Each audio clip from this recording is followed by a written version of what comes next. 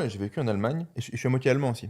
Si tu veux, le gros problème de l'allemand, c'est, tu vois, pour le français, il y a la règle et la morale qui sont finalement deux cercles imparfaitement superposés. Donc, tu as l'espace de la morale et de l'éthique, très bien. Tu as l'espace de la loi et de la règle. Et c'est imparfaitement superposé. Donc, C'est-à-dire que tu as une intersection entre ouais, les ouais. deux. Mais c'est qu'il y a une intersection très raisonnable, c'est qu'il y a plein de lois qui finalement se backent des concepts qui sont moraux et éthiques. Que bon, tu tues pas, tu violes pas, tu machin, tout ça. Ok, très Et bien. pour autant, sur les Par contre, tu as bordures. plein de lois qui sont complètement connes et tu as plein d'éléments éthiques qui sont illégaux. Classique. C'est aussi vieux que le monde, c'est Antigone. Bien Tu sûr. vois, il y a la loi de la religion des dieux, il y a la loi des hommes et des terriens, de Créon dans la tragédie, quoi. Donc, c'est ce conflit finalement entre ces deux lois. C'est très latin, c'est très méditerranéen, donc c'est français aussi. L'allemand, il n'a pas cette notion-là. L'allemand, si c'est la règle, c'est moral. Il n'y a pas cette distinction du attends, le mec, je le mets dans un train, là, quand même, quoi. Tu vois. Non, l'allemand n'est pas capable de faire ça, en fait. L'esprit critique. Alors, il peut critiquer des choses en mode est-ce que le train, il peut être optimisé pour mettre plus de gens dedans? Est-ce que ça performe bien? Donc dans la Donc, forme, mais par contre, dans le fond, il se dira jamais c'est une sur la connerie question de la profonde. morale, il est keblo, l'allemand. Percute pas. Je généralise, évidemment, hein. Mais la règle et l'éthique, c'est la même chose. Si c'est la règle, c'est que c'est bon. En fait, Par définition. ça ne peut pas être, tu vois. Et il est buggé, l'allemand, là-dessus, quoi. Et c'est pour ça que l'allemand est dangereux, en fait. L'allemand est vachement dangereux. C'est cette absence de distinction entre les deux, dangereux. Donc, en gros, le latin est bordélique à cause de ça. Ouais, mais non, parce que tu vois, pas du tout, c'est complètement con cette règle. Ouais, du coup, ça discute. Ça discute et tout, ou du coup, ça fait le truc à l'envers, et ça machin, et ça va frauder, ça machin.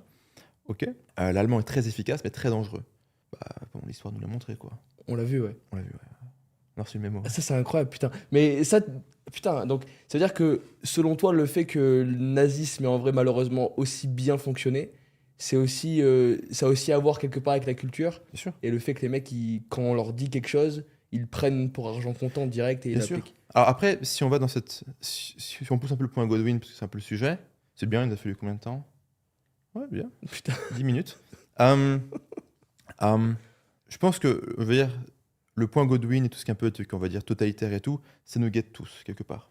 Et c'est effectivement cette absence d'esprit critique. Si on reste un petit peu dans le domaine du nazisme et qu'après on revient plus sur un truc terre à terre, quand tu regardes les procès d'après-guerre, même les procès qui ont été faits genre des décennies après, les mecs ils sont en mode, mais pourquoi vous m'accusez là? Enfin, genre pourquoi.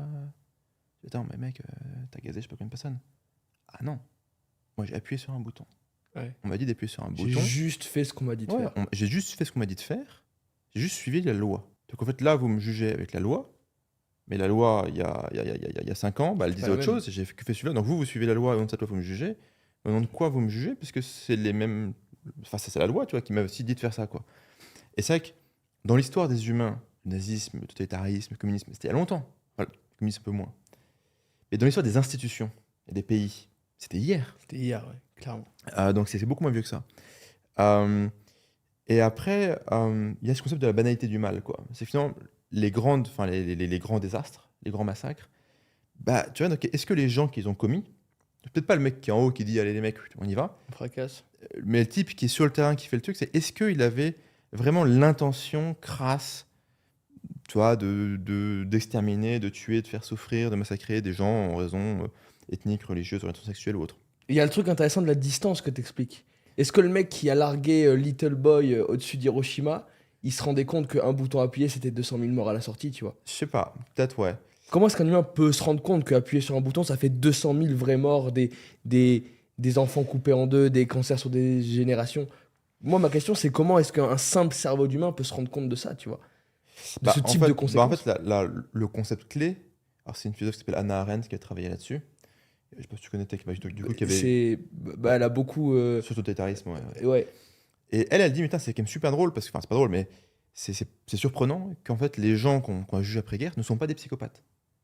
C'est pas un mec qui se dit, tiens, aujourd'hui, je vais faire souffrir. Alors, il y en avait plein des psychopathes.